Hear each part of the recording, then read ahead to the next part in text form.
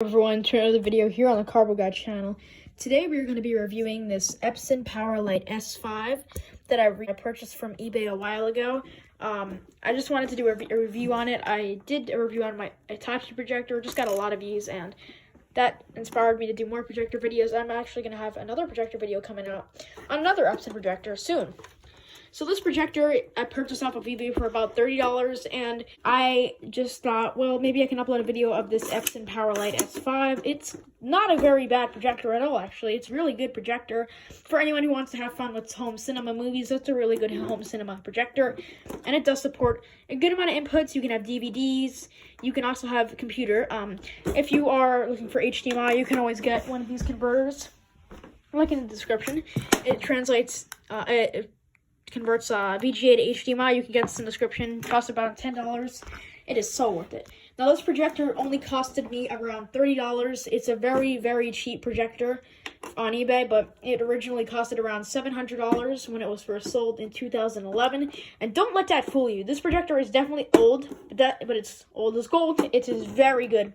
A lot better than those Chinese projectors being sold on Amazon for $70. It doesn't even compare. This projector is so much better. Now, let me just show you guys the controls here. So this projector has a few controls here. Let me break them down to you and just show you what the text means. So at the top here, we have this. It's just something random. Now, this says AV mute. What this means is that, let's just say your projector's on, and you push this. It'll mute the audio and the video, and it'll just, it won't even turn off the projector. It'll just shut down the audio and video. It's a really good, efficient way for people who don't want to show the student something or anything like that. And then it says to open, you just open like that and close like this. And don't mess with it because it can easily break. Just kidding, it doesn't easily break. It just, students shouldn't be touching it. Now, here's the power button. It's just a power button. Here's the source search. The source search is really good for people who don't know what they're doing and want to get to the right source or input. Like, let's say you just plug in a DVD player or something and you don't know how to get to the correct input. All you have to do is select source search, just click it, and it'll go right to the source without any issues. Next is a wide and tele option. This is to make the image bigger, and this is to make the image smaller. Some image adjustments. It goes very good for people who have the projector farther back and want to make the image a lot smaller. You can easily do that with wide and tele. There's also a menu button to go into the menu, asks to get out of anything, or the menu. This to adjust the image, or even keystone or something. Now, the Epson actually changed these buttons for, to change the image. It's called, quick corner or something, to make the image even more adjustable, but this projector doesn't have that feature yet. There's also a help option if you need help, and this button right here to click enter. That's all for the front. And then there's these two things right here, lamp and temp. You only have to worry about the lamp option if your lamp hours or your lamp bulb has reached its end of life. That's my other thing I have to say. When you're buying an Epson projector or any other projector, you gotta watch out for the lamp hours. That can make a difference in the projector. So yeah, I just want to watch out for that. And then temp, if your projector just gets really hot, it has to immediately shut off. Don't be worried, it just means something. And then right here, there's just a warning. And right here, it's just another warning. And you just gotta be careful with it. And on this side here, we have the speaker, which you can plug in using a component. It won't work if you use a computer. So that's the other thing I wanted to say. This projector does not support speakers for computers. You have to plug in additional speakers, but that's good for people who just don't want to use projector audio. Projector audio isn't any good anyway. So this right here, I think, is for input using a USB-B cable. I don't know why you would want that. And then there's S-Video for S-Video outputs. There's AV. Then there's a projector VGA and monitor out. That's just another one. It doesn't have too many inputs. And then this is the power cable. It doesn't have too many things, but it's definitely efficient for a home cinema projector. On this side, there is some vents. And on this side, there's just a regular back. And then on the back here, we just have 3 holes. One here, and one here. And these are to mount the projector. And right here's the filter. Just don't mess with it unless if your projector gets really dirty. And right here is, of course, the what do I call it? The keystone to adjust the keystone or adjust the height of the projector. And we can, of course, push it down and push it up. But you can just unscrew it as well if you want to be careful. But I just pushed it up. It doesn't really matter. You can unscrew it, and then when you just push it down. Push it out. like that. There's like an option right here. There's like a button right here. Just push it and it'll push down. And in the front, of course, is just Epson. And yeah. Let's get powering this projector on and see what it is. And also it's 3 LCD if you didn't really know. Powering the projector on is not very hard. All you're going to need is your power cable, which can be found, and a lot of regular houses have these power cables lying around because it is for laptop chargers and stuff. When you power on your projector, you should see a light here. You're just going to press it, and it should turn green, and the projector should start turning on. And it should light up here in the back. And you should start seeing some heat being released. If you don't, then your projector probably is an issue or the power cable isn't powerful enough. Next, you're going to take your VGA. And what you're going to do with the VGA is you're going to go ahead and plug it into monitor, component video, or computer. Component video, it's this one right here. I left mine closed. You can always open it up when you want. I'm just going to open it up. And here's our image. As you can see, a very clear image. A very, very clear image. Even with the daylights, it's a very nice image. And okay, let me just move this back a little bit.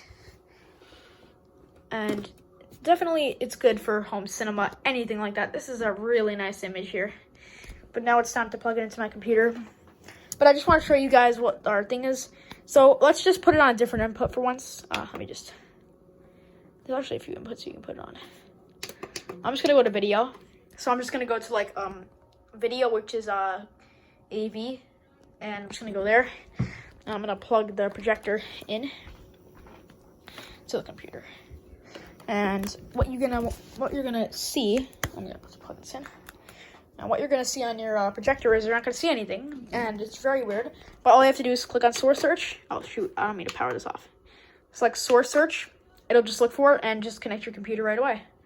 And there's Mr. Beast's newest video as of uploading this. It's in very good quality, and it's kind of getting darker outside, but for right here, let me turn off the lights. Very nice image. You probably can't see it there. And you'll see that some things are out of focus. We can use the lenses here. There's like a lens part. You're gonna push this until your thing becomes blurry. As you can see, that's blurry. I'm gonna move it a little bit. There we go. That's nice. If I got too much, too good. Perfect right there. Sweet as gold. And that's very nice for people who need it. All right, now we've seen the other buttons. We're gonna see the menu button now. You'll see a huge bunch of settings for menu button. But we're gonna use the arrow keys down here, push down. As you can see, they all work. And to get into them, you're just gonna select the enter key and you can change all of this stuff. You can choose the sharpness. There's just a bunch of settings to go through. Settings, extended, a bunch of stuff. And to get out of the menu, you can just click menu, or else you can also click ask. They both work. If you need help, you're just gonna select the help option. It'll show a bunch of options here. The image is small, the image projector is a trapezoid. Cannot see the movie, there is no audio, or is it too low? You select one of the issues. For example, I'm just gonna select no audio. And turn up the volume. Our audio is just all the way. It's by default, LOL. Okay, so now what we're gonna do is we're gonna use the wide/tele option here to adjust it wide. Now this is the widest it can go. So what I'm gonna do now is I'm gonna do the smallest it can go by selecting the tele option on here. It goes smaller, and as you can see, that's pretty small. And to get bigger, we're gonna select the wide button, and it should extend out. And it does it very nicely too. Select ask to get out of that, or menu. It doesn't really matter. They both work. Okay, so that's basically all the options now. Now I'm gonna go ahead and play a movie, or Mr. Beast talking. Starting now. Go! It's been 6 seconds. And let me see. It's very nice.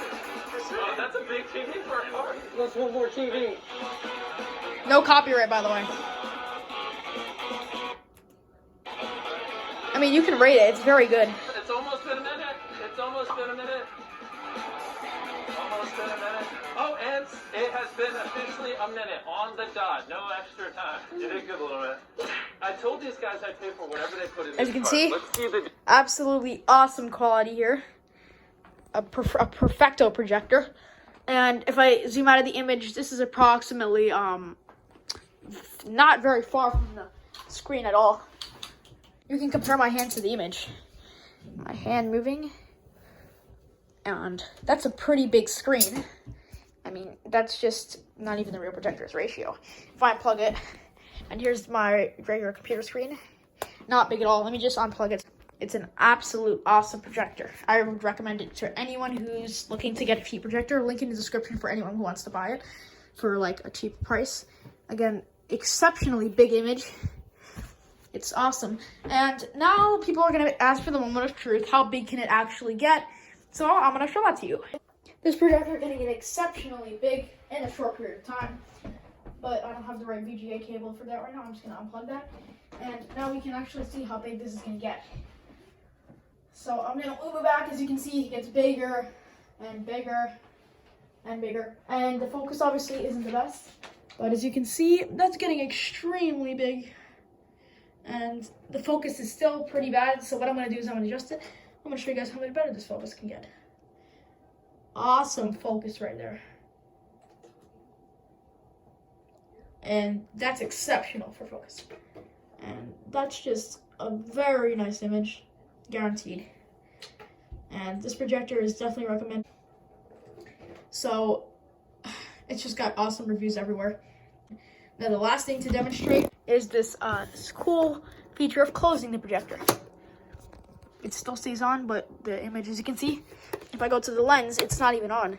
But when I turn it on, it shows, and it's an awesome feature. I would recommend it.